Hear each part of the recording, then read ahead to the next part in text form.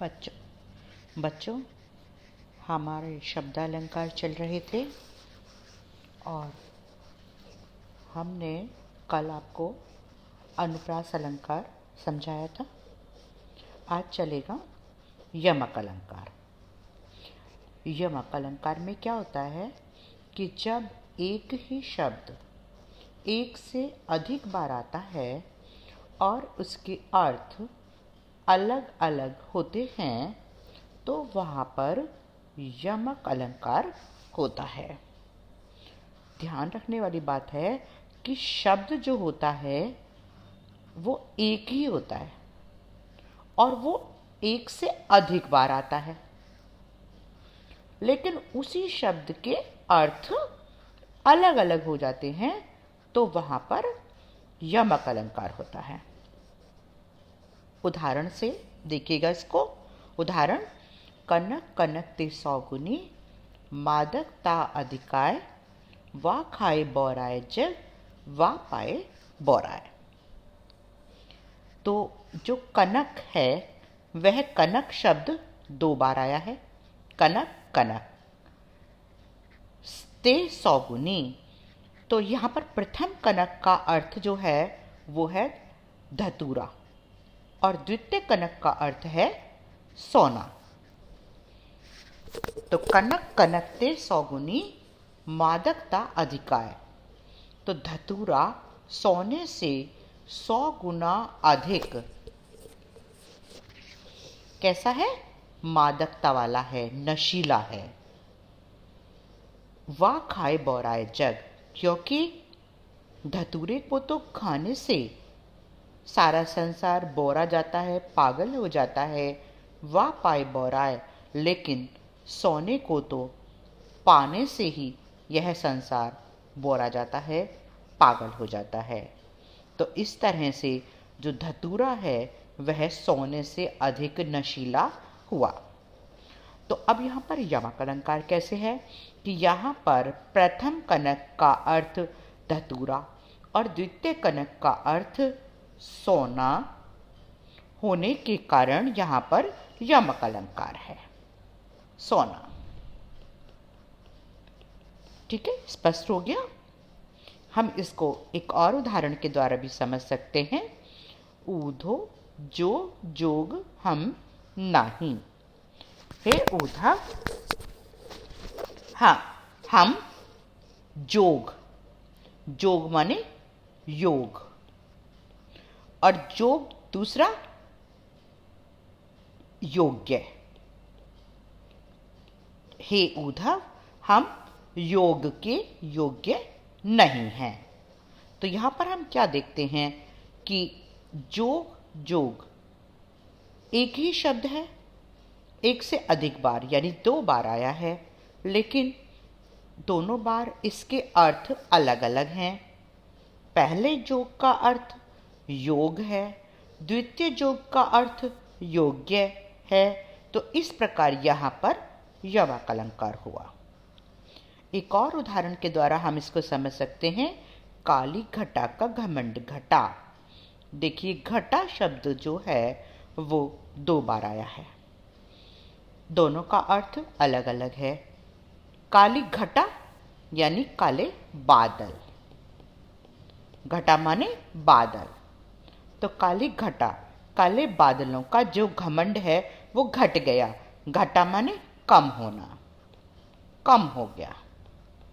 तो काली घटा का जो घमंड है वह घट गया है, कम हो गया है। तो घटा शब्द यहाँ पर 2 बार आया है, लेकिन दोनों बार उनके अर्थ अलग अलग हैं। प्रथम घटा का अर्थ है बादल और द्वितीय घटा का अर्थ है कम हो जाना। तो इस प्रकार यहाँ भी यमक अलंकार है। एक और उदाहरण से हम इसे समझ सकते हैं, क्योंकि अभी तक हम देख रहे थे जो शब्द है वो हमारा 2 बार आया है, लेकिन इस वाले उदाहरण में क्या होगा कि हमारी लाइन शब्द समूह 2 बार आया है और उसका अर्थ अलग अलग है। जैसे 3 बेर खाती ते तो 3 बेर खाती हैं। 3 बेर खाती दो बार आया है, लेकिन दोनों के अर्थ अलग अलग हैं। तो जो मुगल स्त्रियां थीं वो वीर शिवाजी के डर से जब जंगल में भाग गई थीं कि कहीं हमें दासी बनाकर, बंदी बनाकर ना ले जाएं, क्योंकि वीर शिवाजी जहाँ भी जाते हैं, युद्ध करते हैं, हमेशा जीत जाते हैं, तो फिर उनको बंदी बनाकर ले जाया जाएगा। तो इस डर से वे जंगल में भाग गई थीं। तो वहाँ पर वे 3 बेर खाती, तो 3 बेर खाती हैं कि जो मुगल स्त्रियां महलों में 3 बेर माने दफा, 3 दफा, 3 चांसेस, 3 बार खाना खाती थीं, अब वो 3 बेर क्या होता है? एक फल विशेष होता है, छोटा सा एक फल होता है, आप सबने खाया होगा, देखा होगा, शिवरात्रि पर भी बेर खाते हैं। तो जो मुगल स्त्रियां दिन में 3 दफ़ा खाना खाया करती थीं, भोजन किया करती थीं, आज वो वीर शिवाजी के डर से जब जंगल में घूम रही हैं तो मात्र 3 बेर यानी एक छोटा सा फल विशेष खाकर गुजारा कर रही हैं। तो यहाँ हम देखते हैं 3 बेर खाती शब्द 2 बार आए हैं, लेकिन उनके अर्थ भिन्न भिन्न हैं। तो इस प्रकार यहाँ पर यमक अलंकार है। अब आते हैं यमक के भेद। यमक के 2 भेद हैं। पहला है अभंग पद यमक और दूसरा है सभंग पद यमक। अभंग पद यमक जब किसी पूरे शब्द या वाक्यांश की 2 बार आवृत्ति होती है और अर्थ अलग अलग होता है तो वहाँ पर अभंग पद यमक अलंकार होता है। जैसा कि हमने अभी तक जितने भी उदाहरण देखे सभी में क्या था? अभंग पद यमक था। हमारा पूरा का पूरा शब्द 2 बार आया है। देखिए कनक कनक 2 बार आया है, दोनों के अर्थ अलग हैं। तो यहाँ पर भी यमक है और अभंग पद यमक है। दूसरा उदाहरण देखिए, जोग जोग हम नाही, यहाँ भी जोग शब्द पूरा का पूरा 2 बार आया है। हमने कहीं से कोई तोड़ा मरोड़ा नहीं है, तो इसलिए यहाँ पर भी हो गया अभंग पद यमक। काली घटा का घमंड घटा, घटा शब्द 2 बार आया है, दोनों का अर्थ अलग अलग है, लेकिन हमने उसे कहीं तोड़ा बुड़ा नहीं है, तो इसलिए यहाँ पर हो गया अभंग पद यमक। 3 बेर खाती तो 3 बेर खाती हैं, पूरा का पूरा वाक्यांश 2 बार आया है, दोनों के अर्थ अलग अलग हैं, तो हो गया अभंग पद यमक। इसे हम एक और उदाहरण के द्वारा भी समझ सकते हैं। जैसे आँख लगती है तो आँख लगती ही नहीं, आँख लगती 2 बार आया है। आँख लगती है तो आँख लगती ही नहीं, प्यास रहती है लगी सजल नैनों में। तो यहाँ पर क्या है? अर्थ देख लीजिए इसका। आँख लगती है, आँख लगना प्रेम हो जाना, कि जब किसी को, नायक नायिका को जब प्रेम हो जाता है तो आँख लगती ही नहीं। आँख नहीं लगना, नींद नहीं आना, तो उनको नींद नहीं आती है। प्यास रहती है लगी सजल नैनों में, उनके जल से भरे नेत्रों में, आंसू भरे नेत्रों में हमेशा प्यास बनी रहती है, मिलन की प्यास रहती है। तो आँख लगती शब्द 2 बार आया है, दोनों के अर्थ अलग अलग हैं, तो यहाँ पर हो गया अभंग पद यमक। देखिए इसको कैसे स्पष्ट करेंगे। यहाँ आँख लगती है वाक्य 2 बार आया है, किंतु अर्थ अलग अलग हैं। पहला अर्थ है प्रेम हो जाना और दूसरा अर्थ है नींद नहीं आना। हो गया स्पष्ट। इसके बाद हम आगे देखते हैं नंबर 2 सभंग पद यमक। जब शब्दों के टूटने से एक ही शब्द के 2 अर्थ निकलते हों तो वहाँ पर सभंग पद यमक अलंकार होता है। यानी कि हमें शब्दों को थोड़ा तोड़ना पड़ता है, तो वहाँ पर सभंग पद यमक अलंकार होता है। जान की देहु तो जान की खैर, नहीं तो यह जान की ग्राहक। यदि तुम हमें जानकी देते हो। जानकी माने सीता जी। सीता जी, यदि तुम हमें सीता जी देते हो तो तुम्हारे जान की, तुम्हारी जीवन की खैर है, नहीं तो यह जानकी, अन्यथा यह जो जानकी है, यह जो सीता है, यह तुम्हारे जान की, जीवन की ग्राहक है, जीवन को हरण कर लेने वाली है। तो यहाँ पर क्या है कि हमारे शब्दों को हमें तोड़ना पड़ रहा है, जोड़ना पड़ रहा है। जो जान के शब्द है उसे यहाँ तोड़ दिया गया है। जान की, पहला जानकी जुड़ा हुआ है तो इसका अर्थ हो गया, ये हो गया सीता, है ना। पहला जो जानकी है वो हो गया हमारा सीता, और जो दूसरा जानकी है वो है जान की, तोड़ दिया गया है जीवन की। शब्द तो जोड़ देंगे तो जानकी हो गया। तो जानकी शब्द दो बार आया है लेकिन उसे तोड़ दिया गया है, तो यहां पर हो गया हमारा सभंग पद यमक अलंकार। दूसरे लाइन में फिर इसी तरह से आया है, नहीं तो यह जानकी, जानकी ग्राहक, अन्यथा यह जो सीता है यह तुम्हारे जान की, जीवन की ग्राहक हो जाएगी, तुम्हारे जीवन को लेने वाली हो जाएगी। देखिए यहां पर जानकी शब्द का अर्थ सीता से है और जीवन की शब्द का अर्थ जीवन की से है। जानकी शब्द का अर्थ जीवन की से है। स्पष्ट हो गया ना कि अभंग पद यमक में पूरा का पूरा शब्द दो बार आता है, लेकिन सभंग पद यमक में क्या होता है, शब्द तो दो बार आता है लेकिन उसे बीच में से तोड़ दिया जाता है, जिससे उसका अर्थ अलग हो जाता है। जैसे जान के और दूसरा है जान की। तो ये हो गया हमारा सभंग पद यमक। अब है हमारा शब्दालंकार में तीसरा अलंकार आता है श्लेष अलंकार। जब कोई शब्द एक ही बार आता है किंतु उसके अर्थ बहुत से होते हैं तो वहां श्लेष अलंकार है। ठीक है, शब्द तो एक ही बार आता है लेकिन उसके अर्थ बहुत सारे होते हैं। अब इसको कैसे दूसरी तरह से कैसे स्पष्ट करेंगे।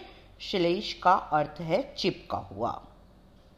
श्लेष माने क्या होता है, चिपका हुआ। अर्थात जहां एक ही शब्द से अनेक अर्थ चिपके रहते हैं तो वहां पर श्लेष अलंकार होता है। एक शब्द में अनेक अर्थ चिपके रहते हैं तो हमारा अलंकार हो जाता है श्लेष अलंकार। इसको हम एक उदाहरण के द्वारा अच्छे से समझ सकते हैं। जैसे चरण धरत चिंता करत चितवत चारहूं ओर, सुबरन को खोजत फिरत कवि व्यभिचारी चोर।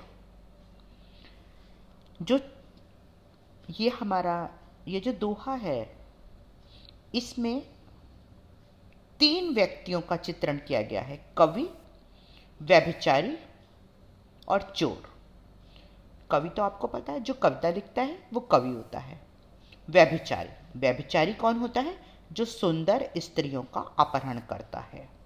और चोर आपको पता है, चोर वो होता है जो सामान की चोरी करता है, सोने की, रुपए आदि की चोरी करता है, चोर कहलाता है। तो सबसे पहले हम लेते हैं कवि के संदर्भ में। तो जो कवि है वह है चरण। चरण माने पैर। पैर रखते हुए चिंता करत, चिंतन करता है, सोचता है। चरण माने पंक्ति। कवि के संदर्भ में है चरण माने पंक्ति। पंक्ति को रखते हुए चिंता करता है, चिंतन करता है, मनन करता है। चितवत चारहूं ओर, और चारों दिशाओं में अपनी दृष्टि को घुमाता है। सुबरन, सुंदर वर्ण, सुंदर अक्षरों को खोजत फिरत, ढूंढता फिरता है। ठीक है। जो अब यहां पर चरण का अर्थ हो गया पंक्ति, और सुबरण का अर्थ है सुंदर वर्ण, सुंदर अक्षर। अब दूसरा अर्थ निकलेगा व्यभिचारी के संदर्भ में।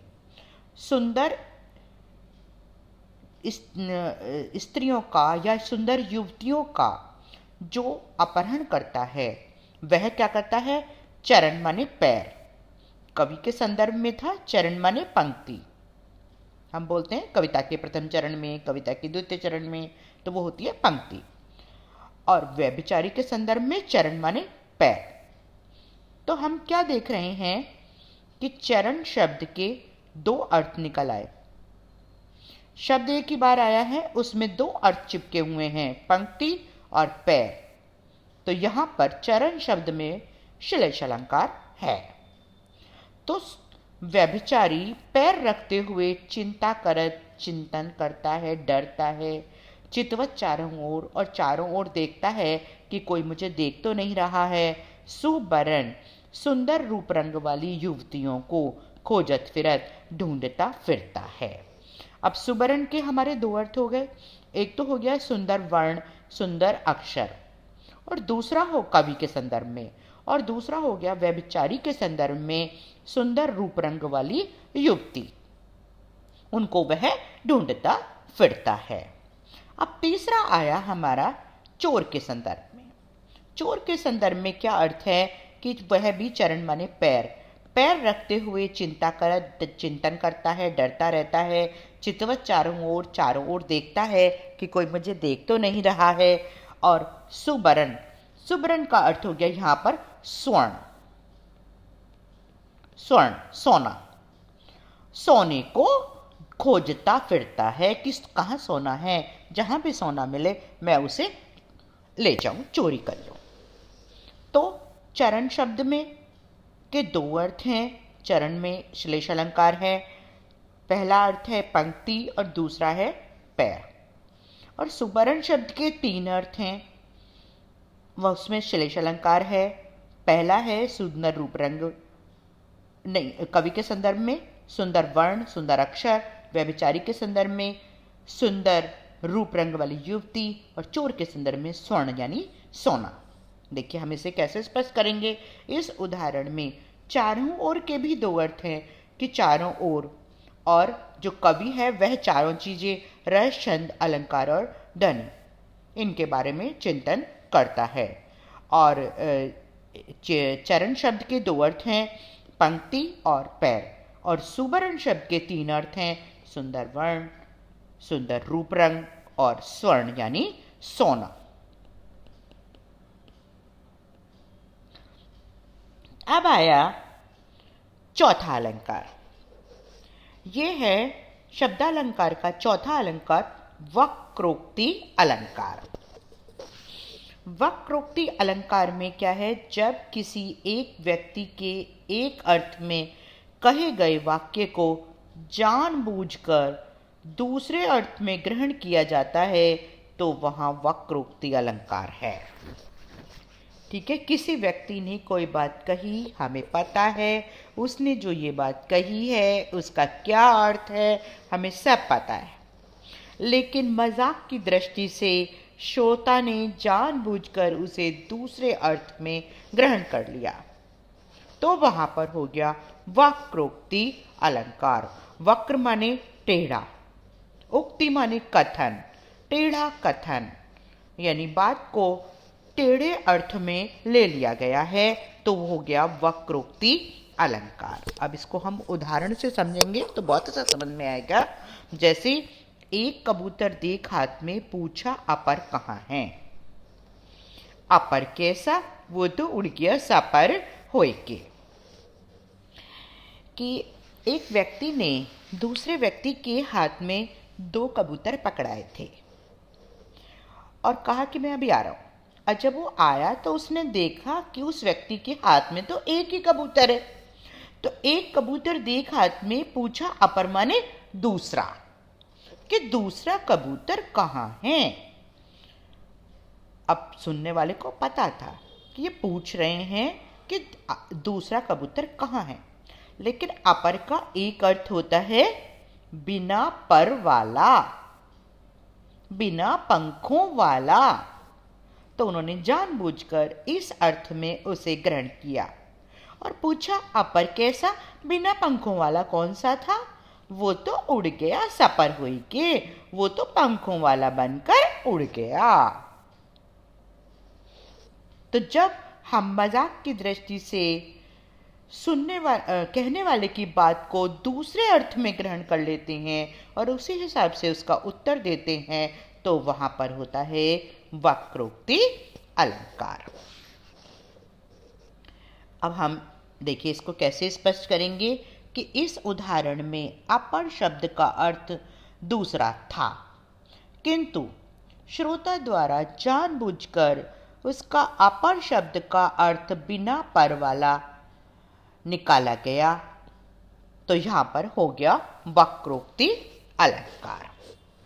इसको हम एक और उदाहरण से भी समझ सकते हैं, जैसे दरवाजा बजा, अंदर से आवाज आई, कौन तुम?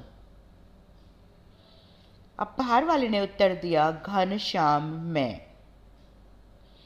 तो पता है कि ये घनश्याम श्री कृष्ण अपना नाम बता रहे हैं, लेकिन श्रोता ने जानबूझकर उसका अर्थ ले लिया घन श्याम।